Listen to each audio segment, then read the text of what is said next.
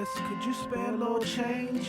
I can't afford the pain to keep sane, cause each gang got the same amount of loss. I can't afford to fuel my train of thought, but I refuse to fuel the same thought. That if we light the fuse, we couldn't keep the spark. That if we switch views, we couldn't see through dark. Navigate the path and grasp a new start. Mine's caught in environmental boxes. Like your birthplace dictates your options. Like the hood couldn't birth the next Cochran. Guess the stereotype's still locked in. Guess some of us can't get the basics. We stop running, but they still see the races. Stop slavery, still see the traces. 9/11 and you still see the hatred. Cause the makeshift answer don't work. We show compassion in tiny little spurts, then walk away while things get worse.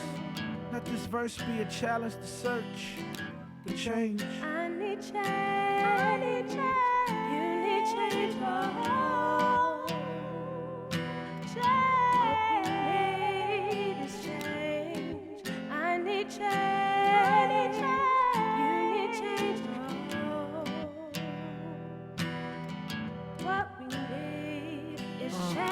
Pardon, sir, could you spare a little change? The streets cold and they forecast rain, and it's a strain when my clothes are soaked all the way to my shoes, but my soul got hope. Though each step is a stretch from the truth, but we accept it and express it to the youth. Like if we go with it, it could switch up the outcome. Where's the spirit of Martin and Malcolm? Now Xing out dreams is the route some people feel is the only way to outrun all the pressure and the pain that's given. So that job ain't a passion, it's a living. So those acts just reflect what we live in. Yet we judge and don't know the conditions. Dirt swept on the rug by politicians. So much corruption, all in plain vision. Economic indecision, still insisting that to win we must entrust the system. But if you do the same crime, same victim. We fighting wars over oil and religion. Minds of mass destruction, not considering the widespread bloodshed of the innocent. Only land of the free if you a citizen. Then they wonder why the people act belligerent. But this ignorance is why we push it. Stepping out blind got us lost in the bushes. So I'ma put this as real as I must. Will we ever change? Enough is enough. Enough is enough.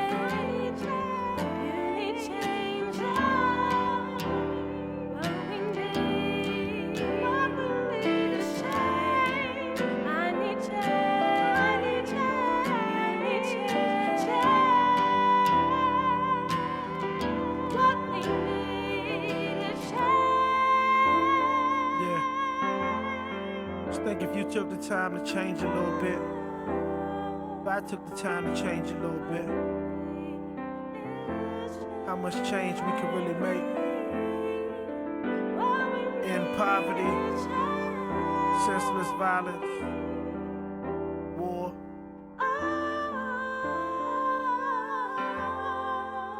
We gotta come together, y'all.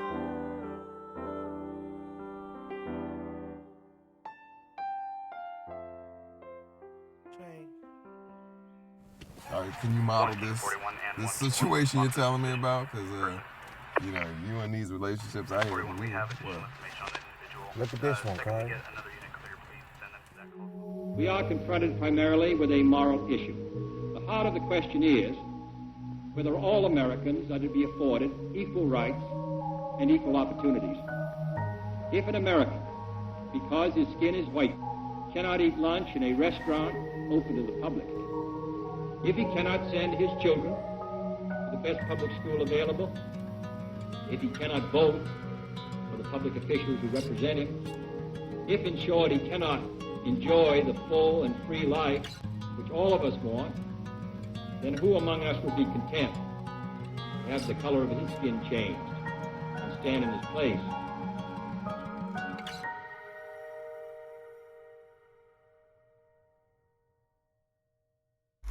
Greetings everyone, and thank you for tuning in to the world premiere of Catharsis. I hope your holiday is going well. My name is Jack Manning III, and I'm 1/3 of Tyler Street Films. We want to encourage everyone to stick around after the film because we will have a live talk back with the cast and the crew. Make sure you like us on Facebook at Tyler Street Films, and follow us on Instagram at Tyler Street Films, all one word. If for any reason you miss any part of the film, please stick around because there are description links to show you where you can watch the film again and share it with others. Make sure that you like and comment, and please feel free to tag as many people as you like. If you feel so compelled to support us in our projects, you can purchase sweatshirts, t-shirts, or you can make a straight donation for anything that we're going to be working on in 2021. That is, as soon as we're allowed to get out of the house. So, with that in mind, please enjoy the film. Thank you.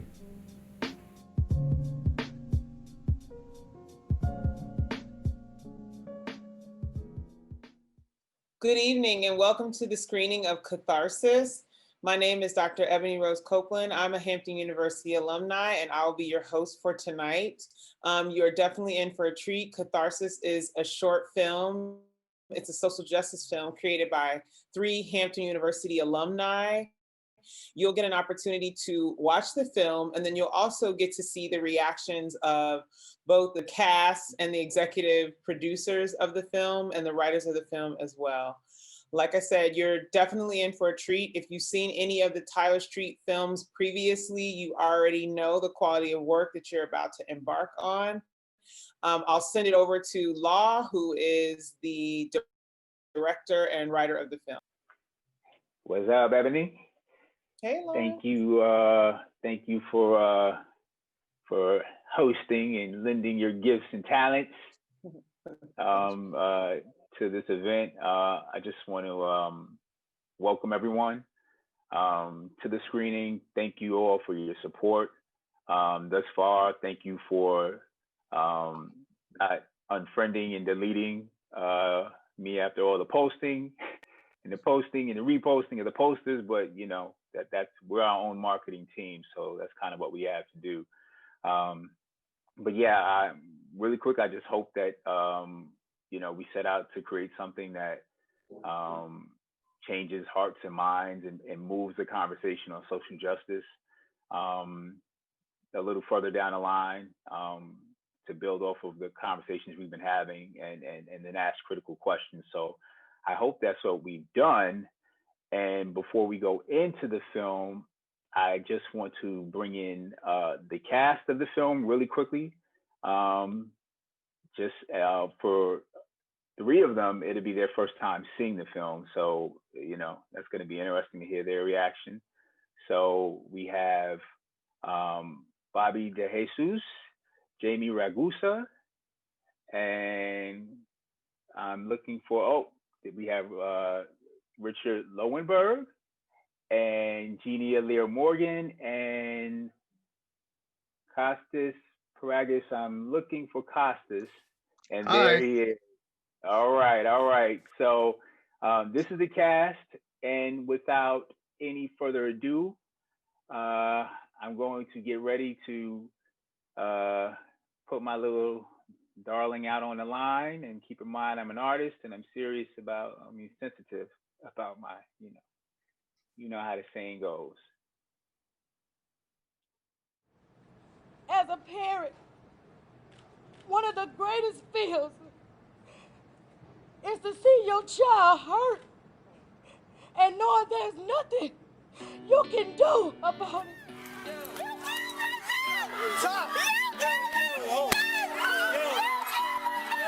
District Attorney is pushing for change to the legal standard for the use of lethal force. The DA feeling his hands are tied and not being able to charge the officers involved in a pair of deadly police shootings. The district attorney announced today that his office would not be prosecuting the police officers, saying the shooting was justified. The county DA says police officers were justified. Justified in shooting and killing a 15-year-old after a high-speed chase. Police say they got a call. Yeah, it's terrible, but yeah, what are you gonna do? Barry, look, I'm catching it from both sides here. But listen to me, it's easier to deal with the media storm now than to deal with the long-term memory of the police unions. Yes, we are not gonna prosecute. Yeah, don't worry about it. But I'm announcing it after the holidays, because I don't want to deal with the stress during Christmas. Yes, Councilman. I'll take it. Yeah, Councilman. Merry Christmas.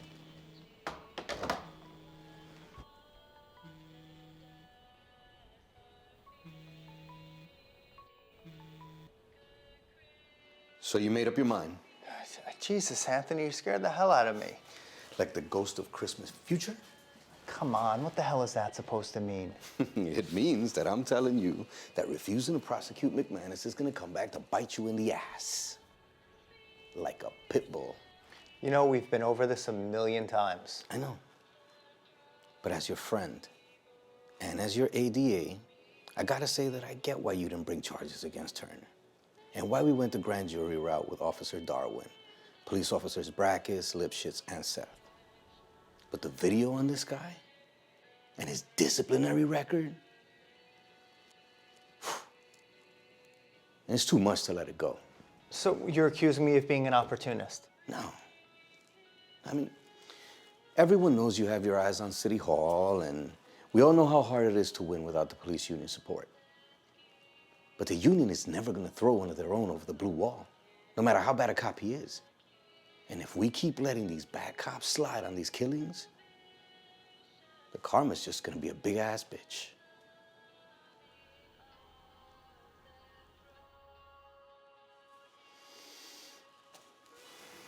Merry Christmas, boss. Merry Christmas.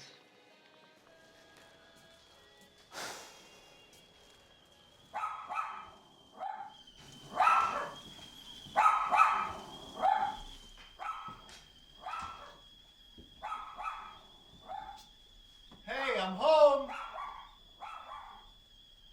Deb, Richie.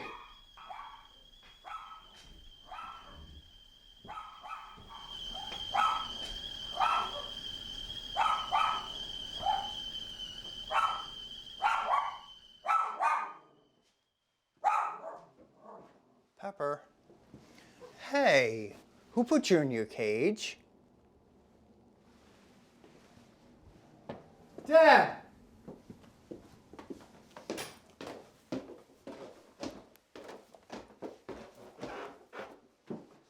Deb, what? Hey, what the hell?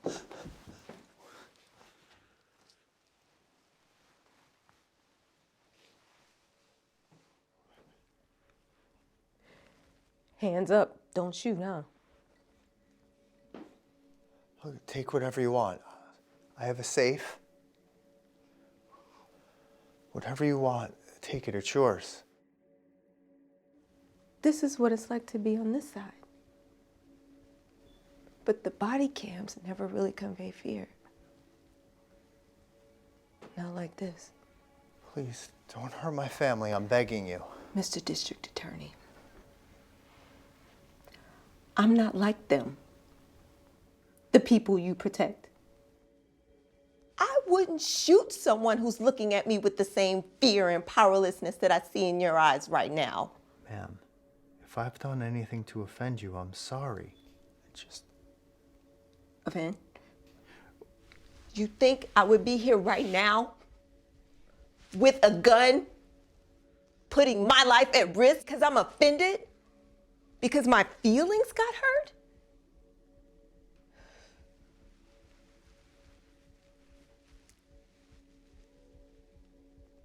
You. Get up. Get up and give your daddy that seat. It's okay, yeah. It's okay. Do what she says. Ma'am, me. Okay, okay.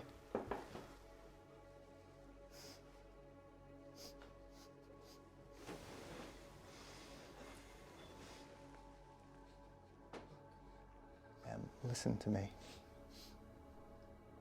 Obviously, someone you know was killed by the police. And you feel like I should have did more. Tell me who the victim is and I'll look back into it. I'll reopen the case. Ma'am, just tell me who your son is.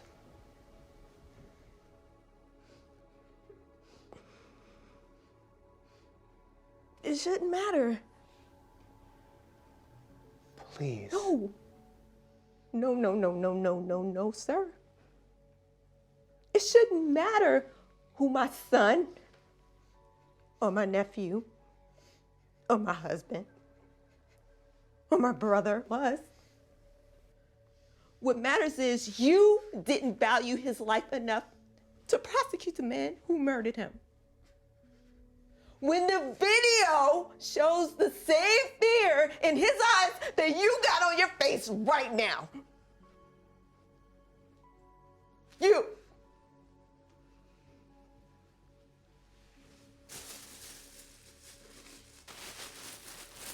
Ma'am, whatever you want, we could work it out. Shut up. Just tell me what I could do for you. Here. What is that? It's for him. I want you to put that on. Better yet,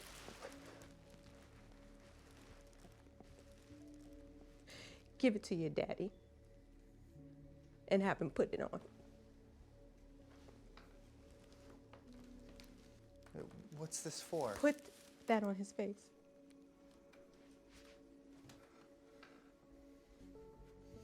Now! Faster! Why are you making us do this?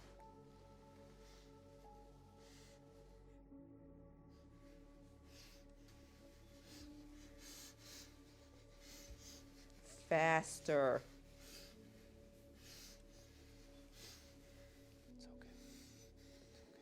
Faster. I'm going as fast as I can. Shut up! It's okay.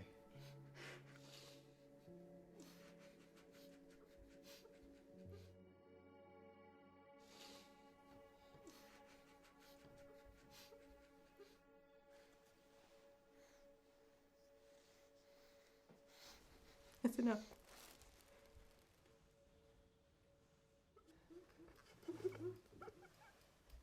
I'm the one you want. I'm the one to blame. You're a good person. Let my son go.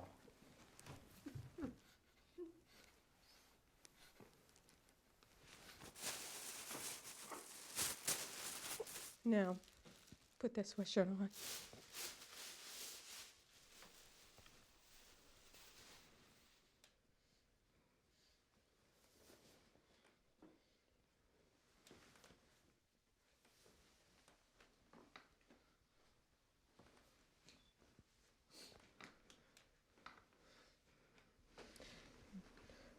Now, I want you to take those ties and strap his wrist to the chair like your mama's.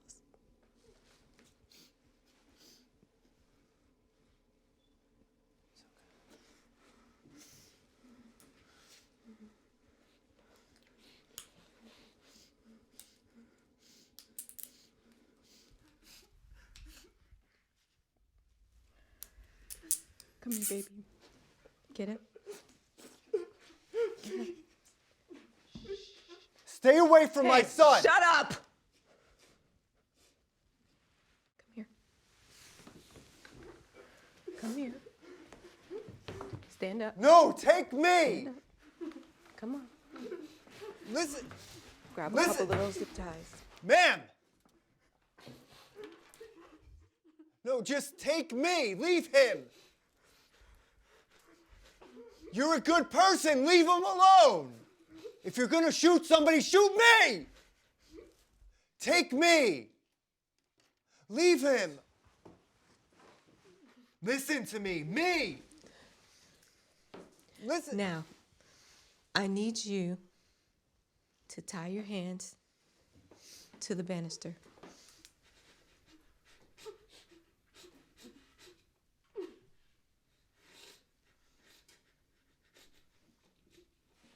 Just leave now. We won't call the police.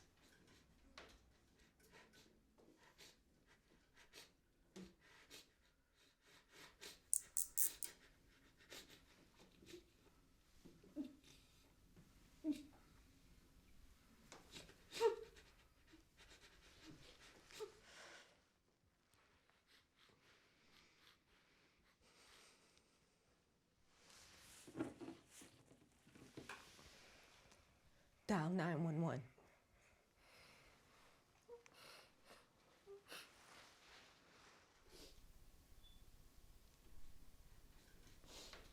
You're making the right decision.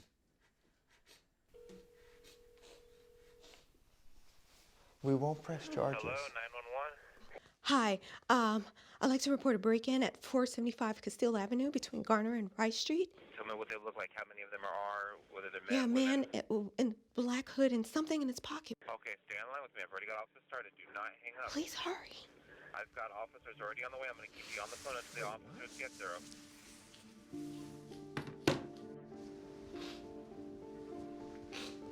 I'm so sorry.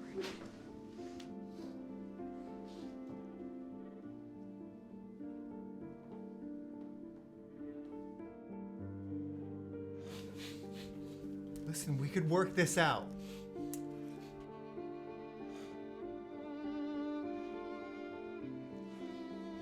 Hey, wait, what are you doing?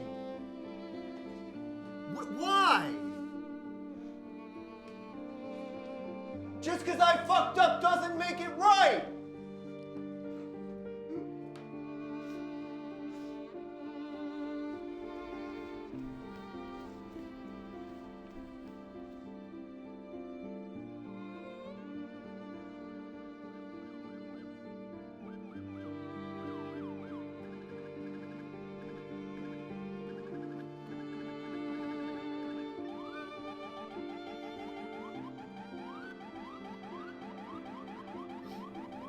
It's all right.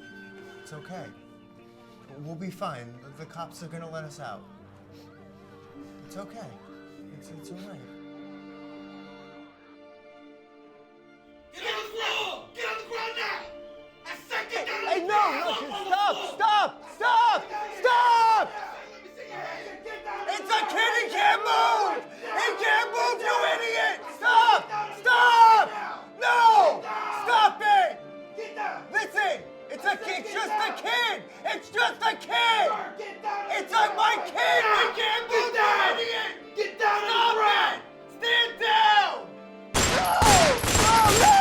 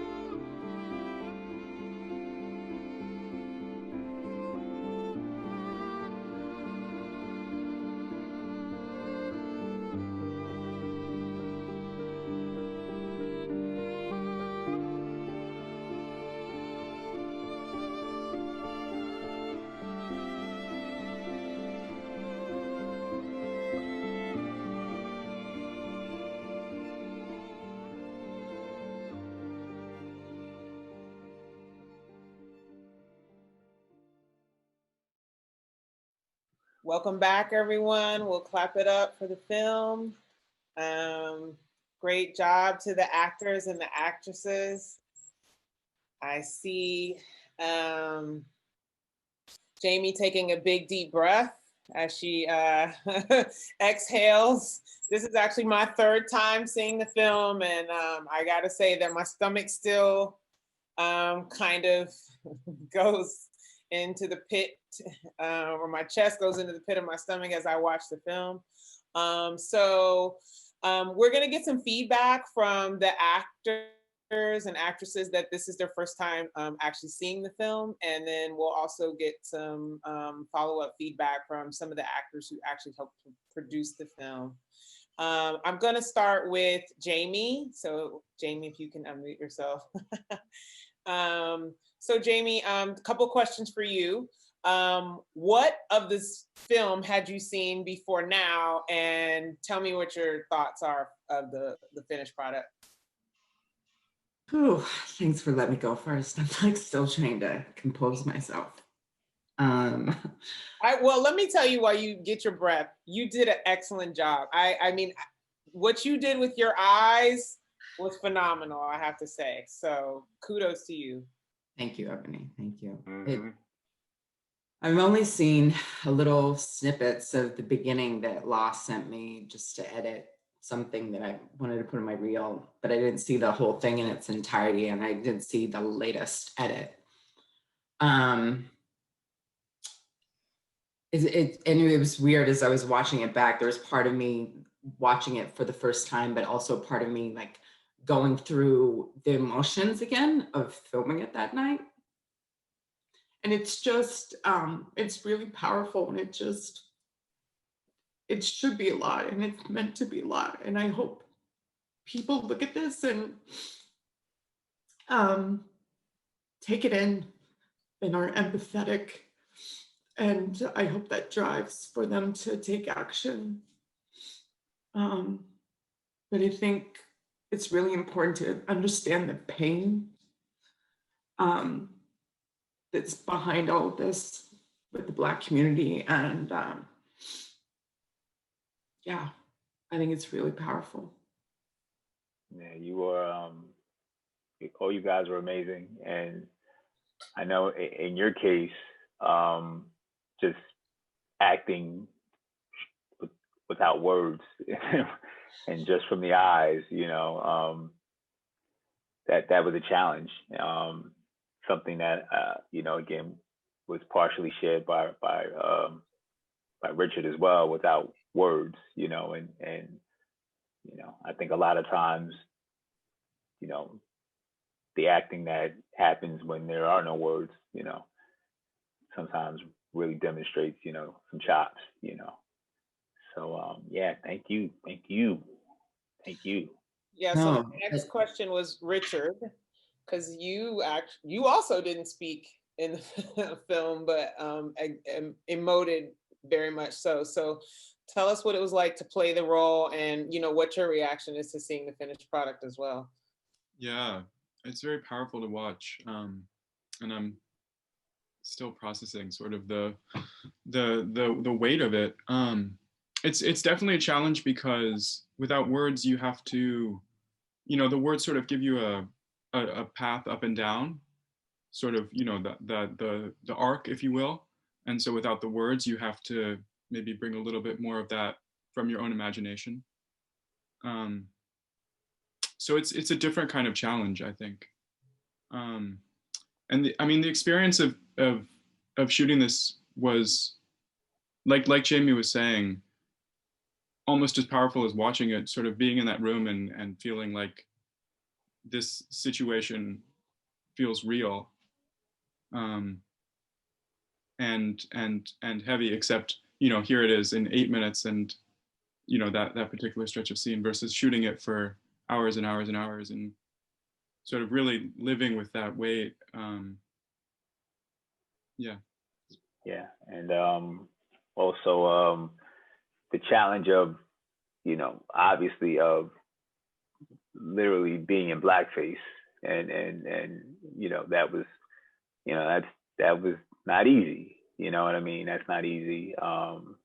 You know, as an actor to wonder, hey, what's going to happen if this gets out? Am I going to be like Governor Northam of Virginia, or, you know, or any of the other plethora of folks who have done blackface? But yeah, I mean, yeah, you were amazing.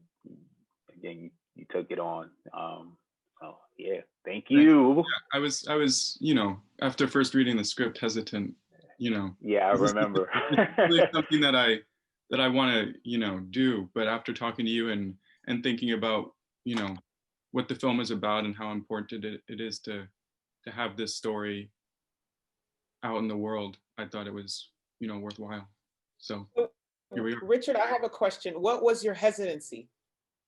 It's such a, yeah, I mean, it's such a thing, you know, people people get in trouble in the media, and rightly so, for not understanding why blackface is a problem. And so not that somebody would see this and have the wrong idea, but just in terms of if the image were somehow, out there out of context, what that would imply about me. Right. So just, it's such a, and rightly so, negative image. So to put that on myself, I had to think about, do I want to do this? And thinking this story is important enough that, yeah, I do. That's an interesting perspective, because you're right. I mean, people could take a still frame at any given point in time and create all kinds of narratives based on that. I didn't even, think about that. Oh, yeah. And Richard specifically was like, please don't let anybody take a still frame and post it online so anybody can make their own narrative. That was a specific request. And I was like, yeah, I got you. And it's, part of it is, we don't want to kind of give away the hand either. Because I think that the blackface was part of how people who, have watched it thought they knew where it was going, and then they didn't know where it was going. And it was like, oh, wow.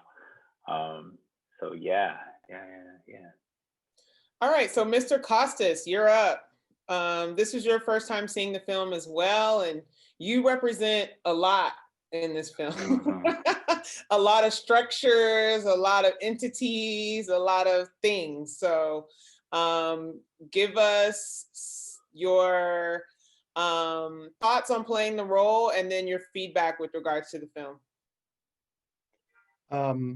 First, the feedback. It was amazing. It was really, really great and put together. And I think what Jamie said, a lot of times you lose the empathy in a story. You see a bad event and then there's protests, but sometimes you forget that, like, that's somebody's son, that's somebody's sister. And I think the juxtaposition of what was happening was really important, because it's somebody's human, it's somebody's dear. Anyway, that's my thought on that. And what was the other thing, the structure you said? Well, how was playing the role? Because, you represented the legal system, you represented, patriarchy, you represent, you represented a lot of things, right? So, just how was it playing the role for you? To be honest, I didn't think of all that stuff. I just thought of a guy who's ambitious and trying to do the best for him. And, I just thought of the district attorney trying to get ahead. Like, yeah, he knew what he was doing was wrong, but ultimately he wanted to be mayor. Ultimately, he wanted a higher ambition, and he didn't, in his mind, he didn't need to do the right thing to get what he wanted. He just wanted what he wanted. And unfortunately, sometimes I think life could be that simple for people. They don't think, they just do what they think is best for them and forget everybody else. I wanted to say another word, but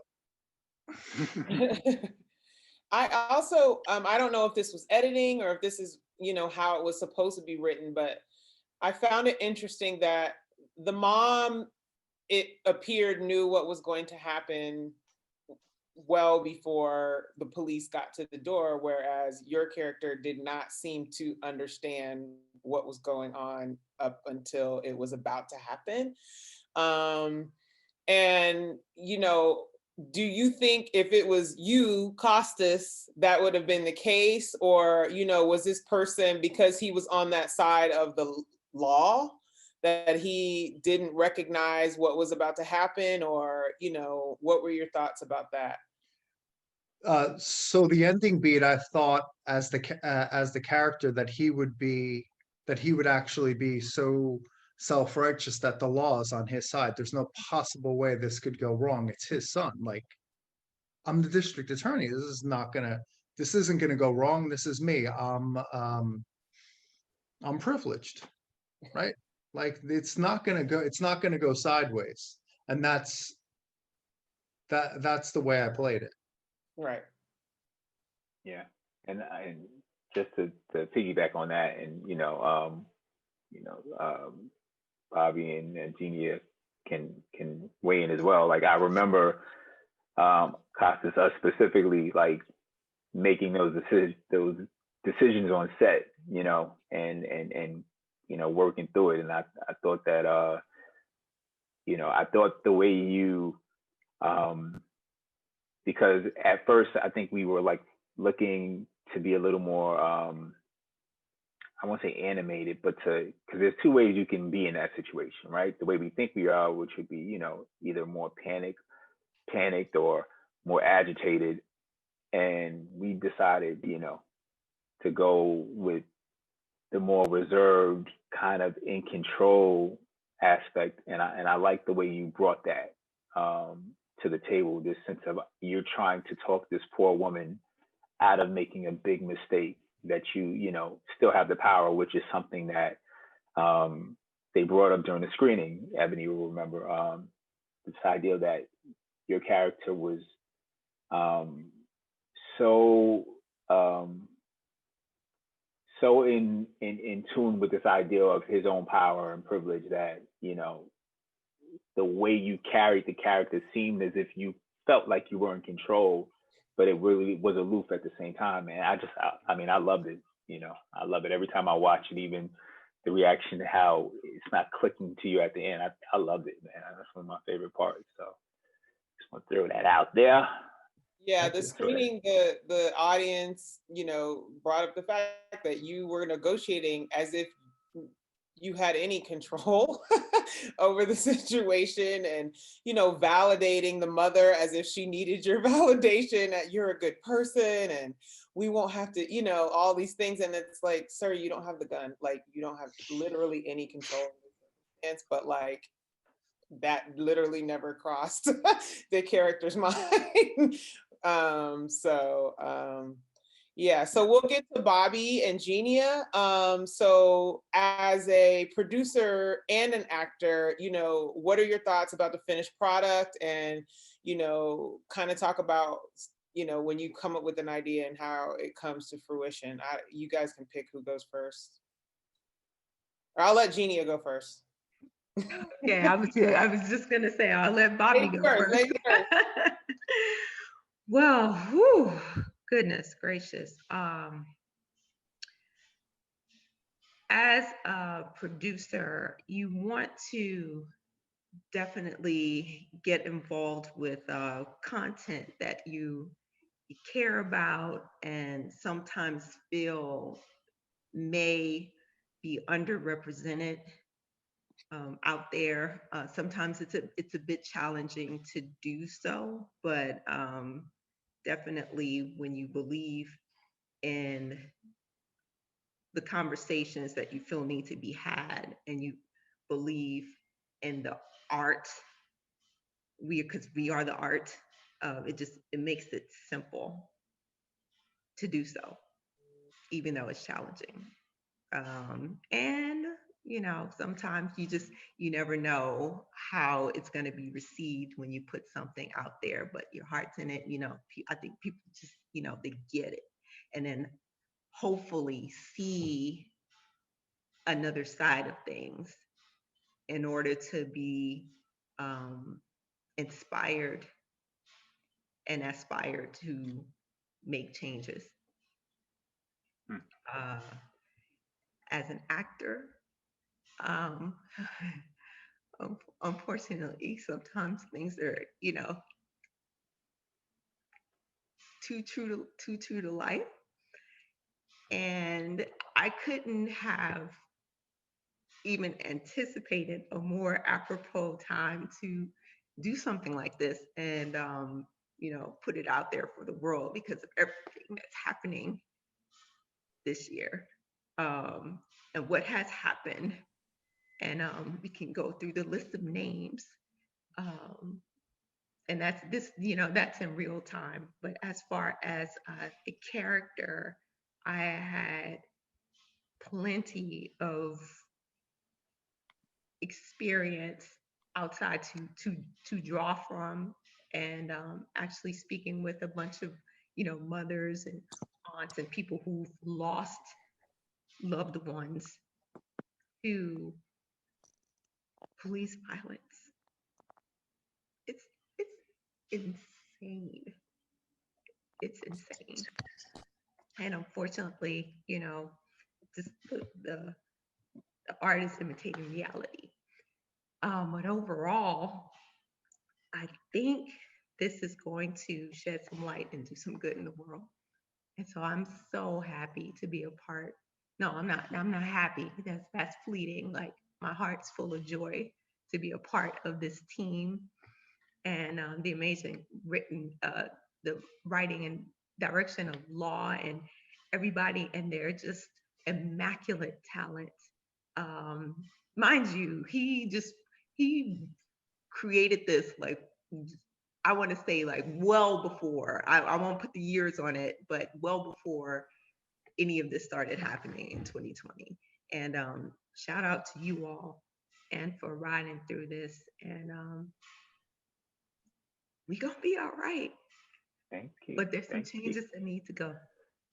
Yeah, just before Bobby speaks, just to put it out there, this film was done filming at the end of 2019. So this is not a reactionary film. This is a film that, well, reactionary to what has been going on forever, but not reactionary to 2020. So it just speaks to the narrative is not new.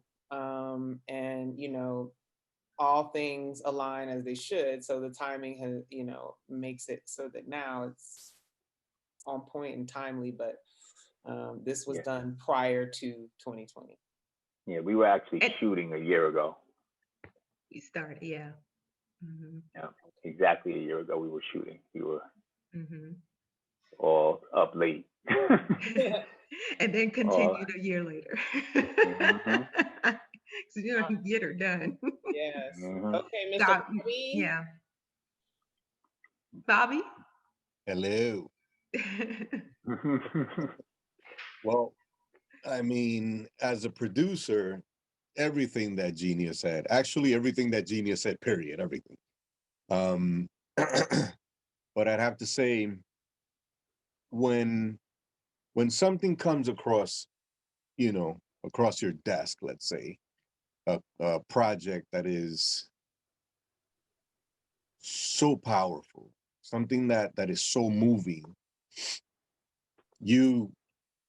my first reaction is I have to do whatever I have to do to help get this done. Like this is as real as it gets. And so, to share that message with the world, it's just a complete honor. We're all in love with narrative. That's why we're here. But I think a few times you get a chance to be part of something that I feel like long before I saw the finished product, long before we were on set, that I felt was going to be special. I love Law's work as a writer. For me as an actor, whenever I see his words on a page, it's like, yeah, I want to do that. Yeah, word. I don't even have to be asked. I'm like, yeah, that's I'm good. So as an actor, it was really easy. And to be kind of like that, the harbinger of things to come, the one that's actually, foreshadowing everything that's about to happen. And I think on a metaphorical level, the one who's speaking truth to power, even though he's in a way, very much part of that power structure. Mm-hmm. He's actually, trying to reel it in and trying to speak sense to it and truth. So yeah, it was an awesome character to play. And his name is Anthony Baez, which is so important. Like Anthony Baez is probably the first Latino, to fall into this mode in a high profile, because it's obviously happened many times before, but he was the first high profile case with police brutality of someone being murdered in my time. Right. You know, I'm pretty sure something else was reported before and obviously happened. But in my growing up, in my experience, it was Anthony Baez when I, as a young man, was like, wow, this is real. These people are out here killing people for no reason. So yeah. In fact, I think Anthony Baez predated Abner Louimer. I mean, Amadou Diallo, and their mothers. They're part of the mothers of the movement. Anthony Baez's mom, you know, Amadou Diallo's mom, who I actually got to meet on a project that I was a part of. So yeah. The names, you know, try to throw back to that. And then side note, real quick, I met Genia at the American Black Film Festival, I don't know how many years ago. Might have been like 2004 or something like that. And we've been cool. And then I ran into her on the train and I said, hey, I got this film that I think you'd be great for. And that was back in 2013. And she came on to this little film I did called The Savior and the Samaritan, where we needed a last minute person to play a cop and was lucky enough to discover Bobby. And so this project came around. I said, let me call Bobby and let me call Genia to be a part of this. And also somebody else who is a part of that is the other producer, Mario, who is also my DP. Mario's been like my DP for years. I don't know if he's there. Is he on? He might be with his kids. Yes, I am here, Law. I'm here, brother. Okay. Can you Mario. hear me? Hey, what's good, man? Yeah. So as from a producing aspect, you know, me and Lawrence have long talked about having a podcast because he and I get on the phone and have like these 2-hour conversations. So a lot of times what people see on screen really comes from like the conversations that he have. And just, you know, I don't want to call Lawrence a friend. He's pretty much my brother. So anything I can help him do to help realize his goal and his dream to getting these thoughts outside of his head and putting it onto a script and then taking it from the script and put it onto a screen. And whatever I can do, you know, I'm there for him to kind of help him transition through, you know, each stage. So yeah, I'm always here for him. And you know, just being, you know, Black in America, just pointing to some things that Genia was talking about, some things that the film touched on. You know, we always experience, you know, some type of trauma, and there's research talking about how basically through DNA, how some of that trauma can be passed down through PTSD. And I won't get into, you know, all those particular types of studies, but, you know, I think Genia was saying about she had like experiences when things happened to her. You know, I've been threatened by cops, you know, I'm going to kill you, gun pointed in my face. And probably about 95% of my friends have had guns pulled on them. And some people would say, well, they probably deserved it. But I'm going to say, no, I was around for a lot of it. And a lot of it was just, you know, not necessarily warranted. But in any event, it is great to help Lawrence take a film like this and put it on the screen. And this was not a reaction from 2020, as I think Ebony had said. But it was just, you know, through long conversations that, you know, he and I had, and, you know, he finally put it on screen. And so from a cinematography point of view, like Lawrence said, he and I have been working together for years. I have no idea why he continues to call me. But again, whatever I can do to kind of help him realize his dream, I'm there for him. But there's one thing I do want to say about the cinematography. One thing in terms of the camera is always like tight, you know? And so that's a sense of kind of making people feel claustrophobic. And also anyone that's connected to the DA, I don't know if people realize, but their eyes was always in shadow. So whenever you saw the DA, whenever you saw him talking, or ever saw his son talking, or I can't remember the leading actress, Jamie, the mother, whenever you saw them, majority of the time, their eyes, you couldn't really see inside of their eyes. But when you saw Genia for the first time and majority of the film, you saw her face completely. I mean, and it's a representation of, for if you are Black in America, you have been a victim of any type of crime, from police brutality or just being judged based on your race, you want the world to see you. And so like you're trying to express yourself. See, like, look, this is who I am. But to the system, they can't see you. And so for majority of the time in the film, their eyes was always cloaked in darkness. And the only time that you saw the mother is when she kind of realized that my son is about to die. And you could see the emotion in her eyes and in her face. She had looked up. She was looking into the light, and she saw it. And then you saw the son as well when he was on the balcony, how he looked and turned. And you could clearly see his eyes then, because it was in that moment they realized, now I really see what she sees. And Gina then became in the darkness because she was about to transition and leave. And so she walked out into darkness, and half her face was lit and the other half wasn't. But nevertheless, all of that was just subtext to kind of help drive certain messages home in the film. But to every actress and actor and producer and writer, everyone involved in this film, I've seen it quite a few times, but it's very, very special watching it here on Zoom with you all. And look, you all have done an amazing job.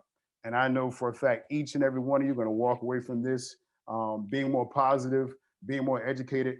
And I really, really hope you all get some major deals. I hope these casting agents are calling you all. I hope Lawrence gets a manager. I just hope, hope for great things for each and every one of you. And that's my piece. Yeah. This is brother from another mother. Like, more so than even just my films. I think like literally everything. If they give me enough of a budget, Mario, he's down here helping, whether we're doing stuff for, on the content side, the digital side, or film. And when it comes to the film stuff, he's giving me his pro bono rate. You know what I mean? On the digital side, that's funded. So he's like, nah, bro, you gotta pay. You know what I'm saying? But to the point of that you mentioned, Mario, about, the film and the shadows and the subtext, a lot of it is about agency. So, in this sense,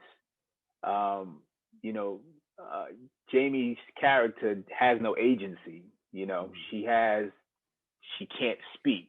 She doesn't have the power to use her words. Her words are of no use to her. They're of no consequence.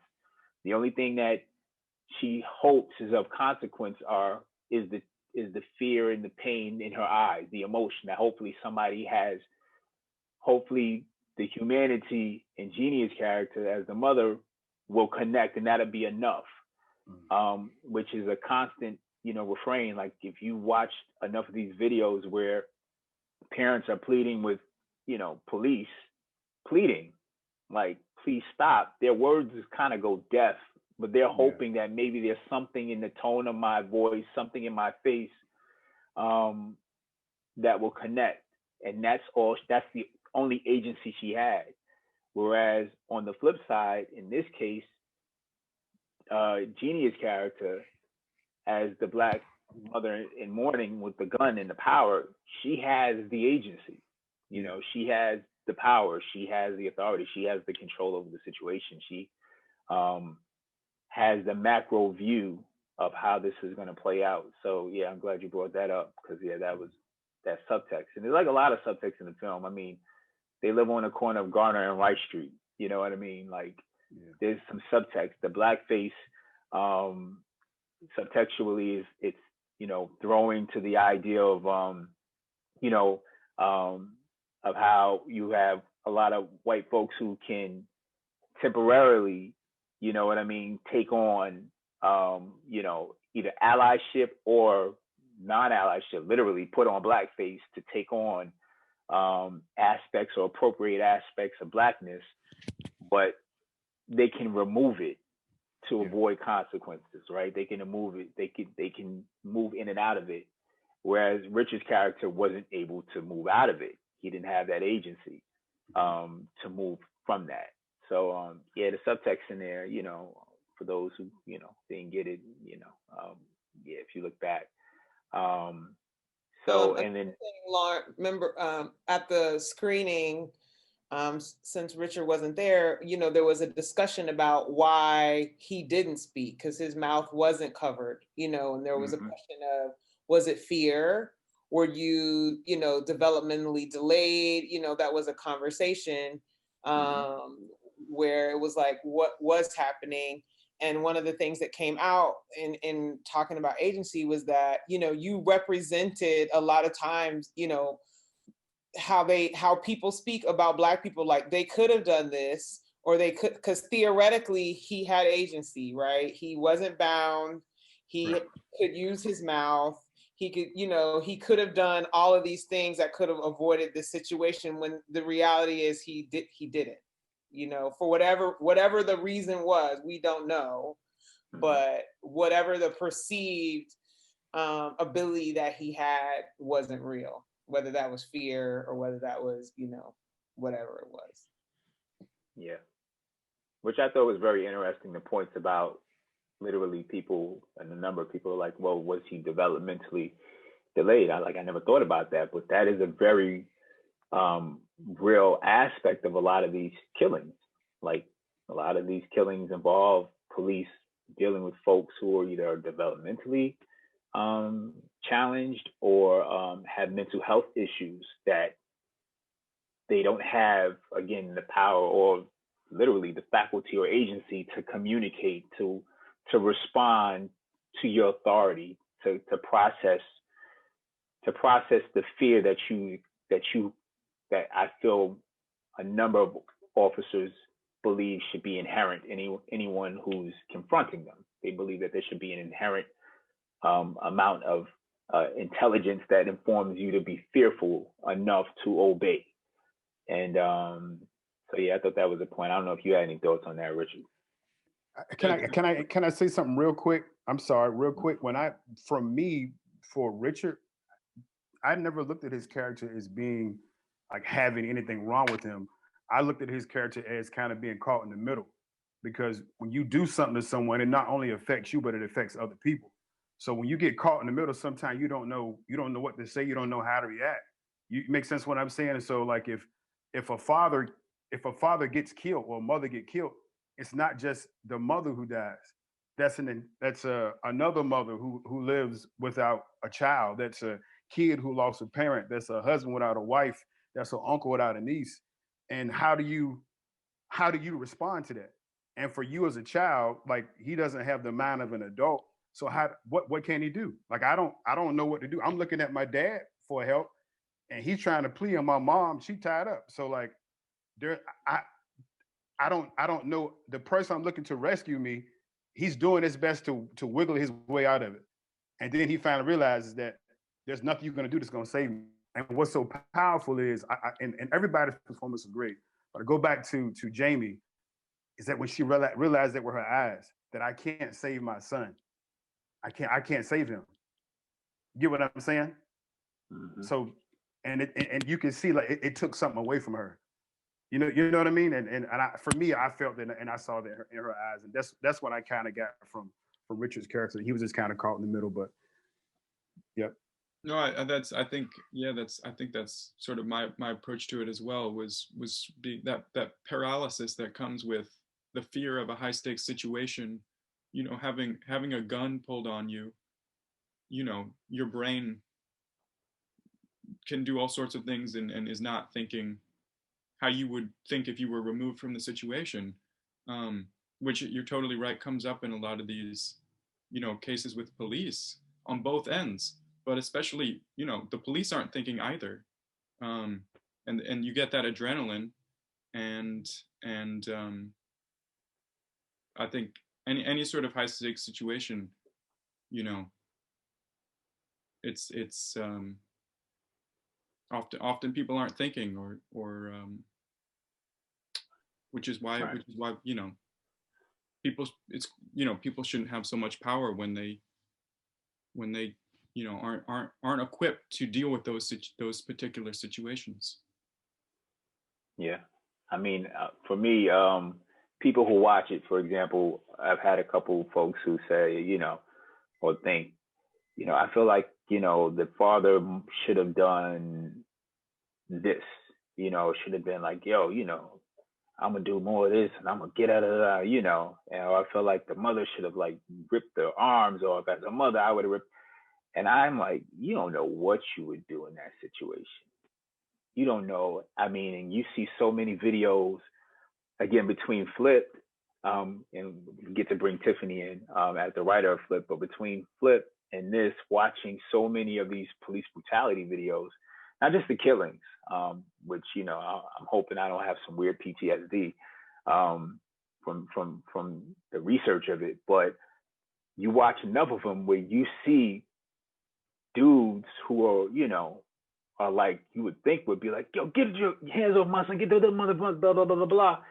And they're like, sir, like they're the exact opposite of what you think. Cause in that moment, it's, you don't even have the liberty of flight, but you also don't have the liberty of fight, because fight means you die. So what do? So, you know, that's one aspect of it, you know, in terms of how we play. You don't know in that situation what you do, but like mentioning like Flip, we had to deal with that same thing, and Tiffany can kind of speak to that. And again, also as an executive producer of this, I don't know if she's around. Can I just say, she is amazing. There she is. Off the hook. Oh my God. So amazing. Thank you. Hey guys, yeah, I'm around. Like I was sitting here listening, and kudos first of all to the cast of Catharsis. I loved it from the time, you know, Lawrence. First of all, well, kudos to my partner, Lawrence from Tyler Street Films, for writing Catharsis, and just it seemed like a natural follow-up to Flip, and just kudos to the cast. You guys were amazing. I hate that Jack and I are in Atlanta and you guys are in New York, because we would have been right there during the entire process if we could have been, but just, you know, schedules and things didn't allow it, and then of course COVID.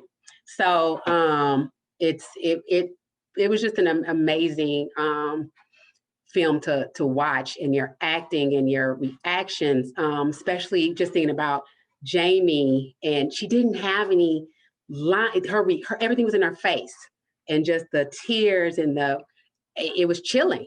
And then Richard playing the son, and then the nonchalance I got, in my opinion, from Costas as the father. I was like, see, look at this. Like he doesn't want to prosecute like he's supposed to, and he's too chill for me. Like the anger, you know, like all those reactions and emotions. And then you have Genia like, and yeah, you're gonna see what this feels like.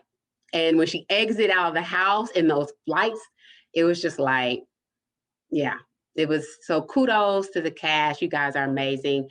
Mario, of course, from Team Flipped. We love you, and you always do amazing work. Bobby, yes. Just playing the role that you guys play. I feel like everybody played the role honestly and, you know, just down to earth. And it, to me, is what makes the film that much more impactful, because you could put yourself in everybody's shoes and actually feel like I'm walking this with them. So kudos. I love Catharsis. We got so many folks who love Flipped who are waiting to see y'all in Catharsis. You know, Flipped was our baby, our first baby. And in the writing process was, it's emotional.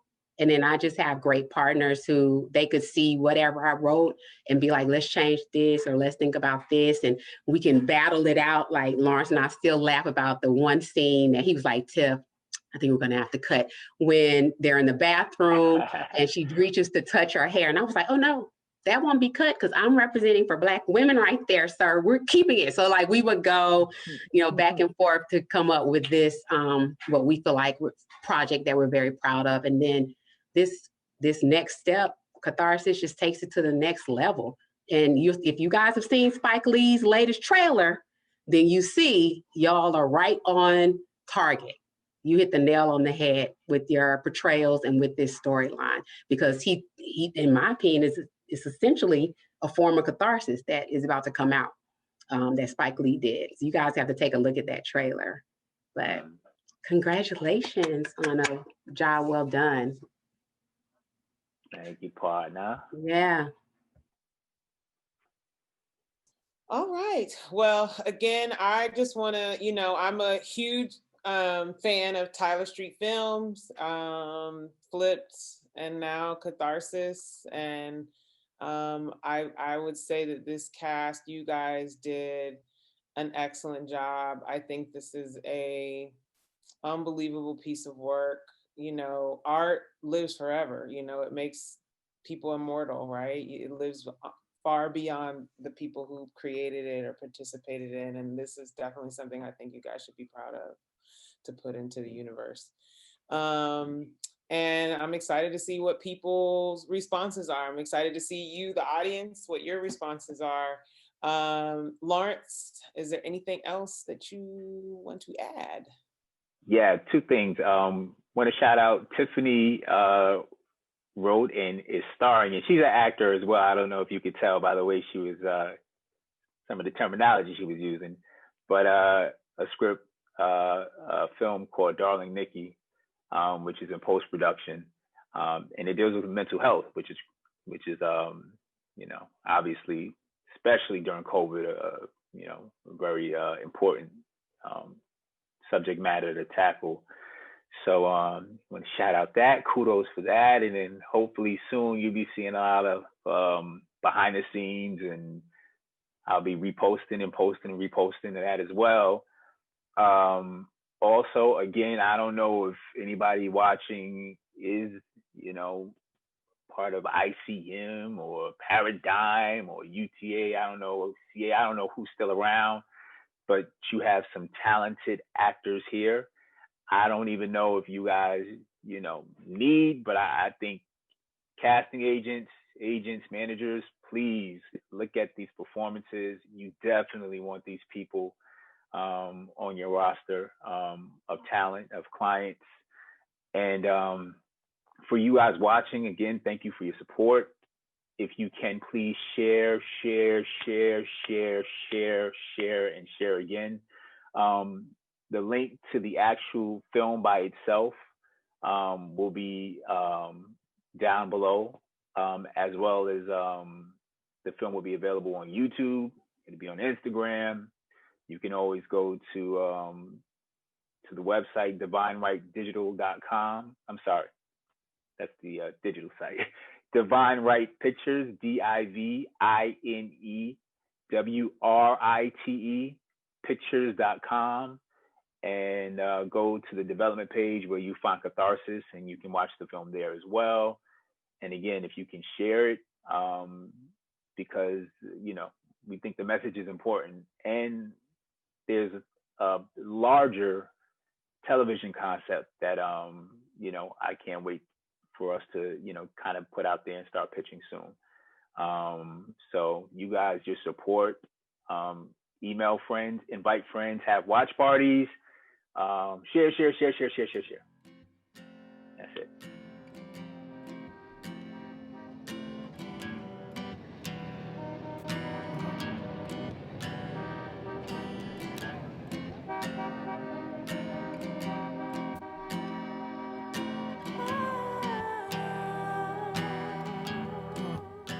Listen, pardon miss, could you spare a little change?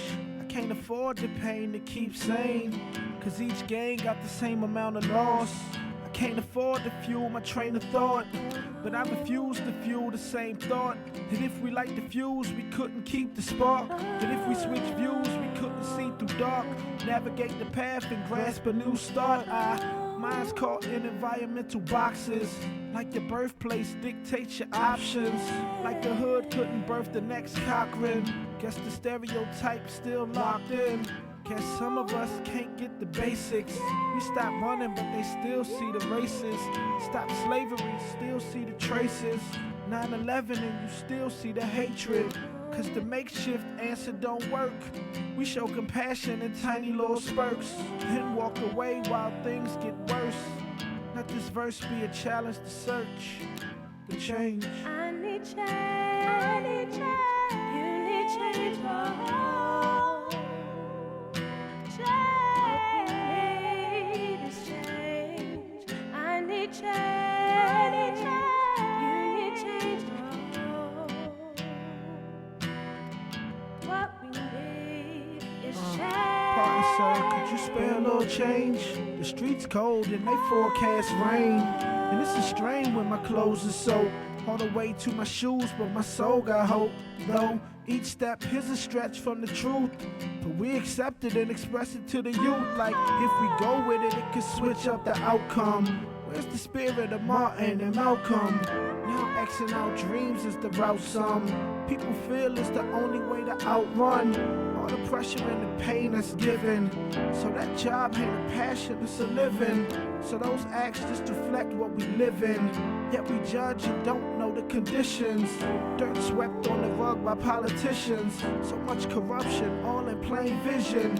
Economic indecision, still insisting that to win we must entrust the system. But if you do the same crime, same victim. We fighting wars over oil and religion. Minds of mass destruction, not considering the widespread bloodshed of the innocent. Only land of the free if you a citizen. Then they wonder why the people act belligerent. But this ignorance is why we push it. Stepping out blind got us lost in the bushes. So I'ma put this as real as I must.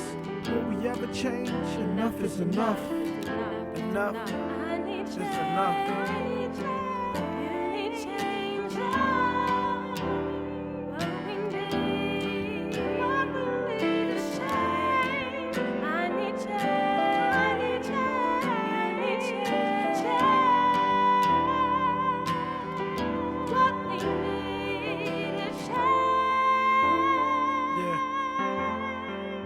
If you took the time to change a little bit, if I took the time to change a little bit,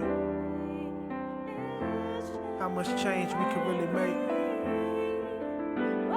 in poverty, senseless violence, war.